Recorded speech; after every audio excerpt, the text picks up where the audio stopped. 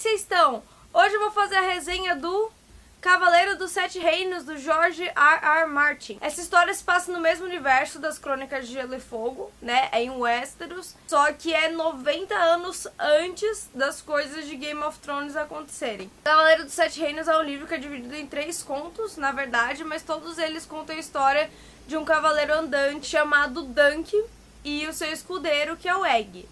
Ah, e esse vídeo não tem spoiler, tá, do livro, então pode assistir sem medo. Quem lê os livros do Game of Thrones talvez lembre desses nomes, né? O Dunk, que também é conhecido como Duncan o Alto, é mencionado por algumas pessoas, assim como o Egg ou o Rei Aegon V, né? Que é o pai do Rei Louco. Eu tava empolgada pra ler esse livro por 2 motivos. Primeiro, porque eu queria ver mais do Corvo de Sangue.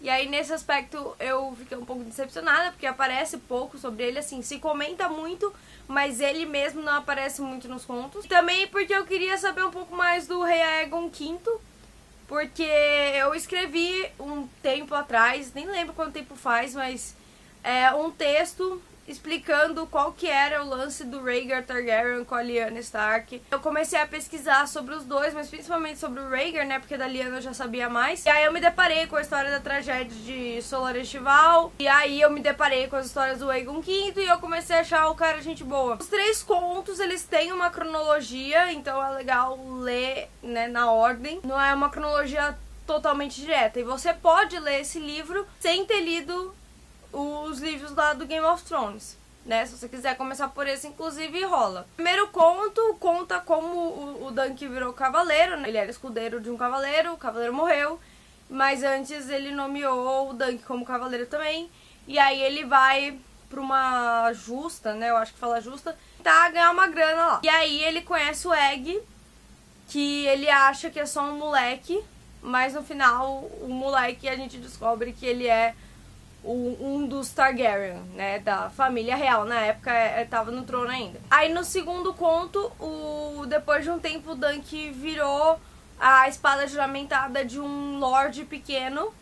Só que aí começa a ter uns problemas com a água daquelas terras e o Dunk vai tentar resolver. E o último conto, o Dunk e o Egg estão andando pela estrada e eles encontram os cavaleiros que vão para um torneio, uma justa, enfim, de um casamento, e eles falam, ah, vamos também. Aí o Dunk fala, vamos, e aí lá acontece várias coisas. Esse livro é interessante para quem já gosta de Game of Thrones, né? Porque esse livro ele vai falar dos Targaryen, ele vai falar da rebelião Blackfyre, né? Ao contrário das outras histórias do George Martin de Game of Thrones, porque eu já li outros livros dele não relacionados e não é tão assim, mas aqui não tem tantos personagens.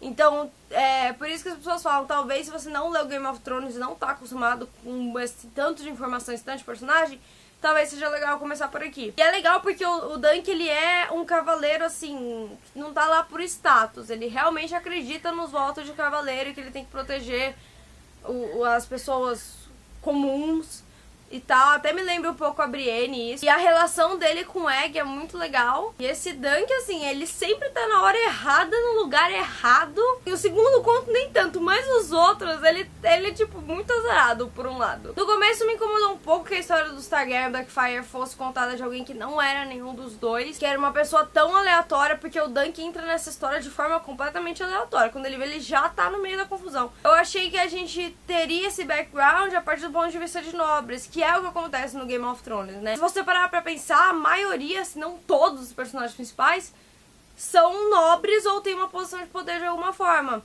É uma história, tipo, sobre a nobreza, né? Porque se você pega toda essa guerra dos 5 reis ou 5 rainhas, enfim, como você quiser chamar, e olha pelo olhar dos plebeus, tá todo mundo ferrado, né? Porque essa guerra, tipo, os nobres se ajeitam e os pobres que sofrem, né? Então, como o Game of Thrones já tinha essa característica, no começo eu estranhei, mas depois eu achei muito legal de ser de alguém que, tipo, veio da parte pobre de Porto Real, que é um cavaleiro andante que ninguém conhece. Então, depois que esse estranhamento passou, eu achei que foi uma escolha bem legal. O livro não é muito grande e tem pessoas que leem, assim, cada dia um conto, então em 3 dias você mata. Eu demorei um pouquinho mais. O jeito de escrita é do Martin, né? Ele vai lá, descreve as coisas, fala de como o personagem tá se sentindo, trabalha essa questão. A minha maior reclamação, na verdade, primeiro que eu queria ter visto um pouco dos Blackfyre, porque assim, não é spoiler, tá? Tá em todos os mundos de Westeros e Essos e Game of Thrones e tal,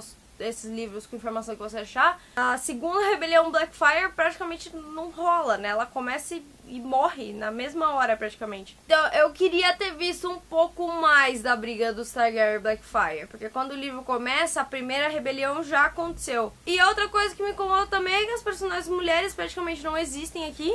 Tem a Tancelle, eu acho que é o nome dela, que é meio que a primeira paixão do Dunk, mas que ela aparece e sai também muito rápido. Ela fica muito mais na memória dele. Também tem uma senhora de terras, que eu não vou lembrar o nome, mas que ela tem o símbolo da aranha, ela usa uma trança e tal, que eu achei ela bem legal. Ela é, tipo, a dona daquelas terras e ela não aceita não como resposta. Ela é durona, eu gostei bastante dela. Mas eu não gosto muito de como o conto termina em relação a ela. Vou contar porque é spoiler, mas tipo, eu achei que podia ter dado mais da personagem. Ela só aparece em um conto também. É muito sobre o Dunk Egg, e aí tem mais uma porrada de cavaleiros e que não são mulheres. Então, nesse aspecto, não tem muita variedade. Mas no aspecto de background, de informação pro mundo de Game of Thrones, é bem interessante. É um livro rápido e que dá pra ler, dependente de onde você estiver lendo Game of Thrones. Se você só assiste a série, também dá pra ler. Na real, é o único livro que a gente vê com interação dos Targaryen mesmo, né? Porque, tipo, em Game of Thrones, tá bom, a gente tem a Daenerys, mas só, porque é uma casa praticamente extinta. Então a gente ouve muito falar deles, mas na real a gente praticamente não vê, né? Todas as coisas que Game of Thrones gosta de trabalhar tá aqui, né? O básico. E é interessante que vai em forma de conto, dá um ar de tipo a lenda do cavaleiro andante Duncan. Então tá aí sugestão, se você gosta de Game of Thrones ou gosta desse tipo de literatura, vai ler o Cavaleiro dos Sete Reinos. É isso aí, gente, espero que vocês tenham gostado do vídeo. Se você gostou, não esquece de dar joinha, se inscrever no canal, curtir o Ideias em Roxo no Facebook, também visitar o blog porque tem outras coisas lá. É isso aí, a gente se vê no próximo vídeo.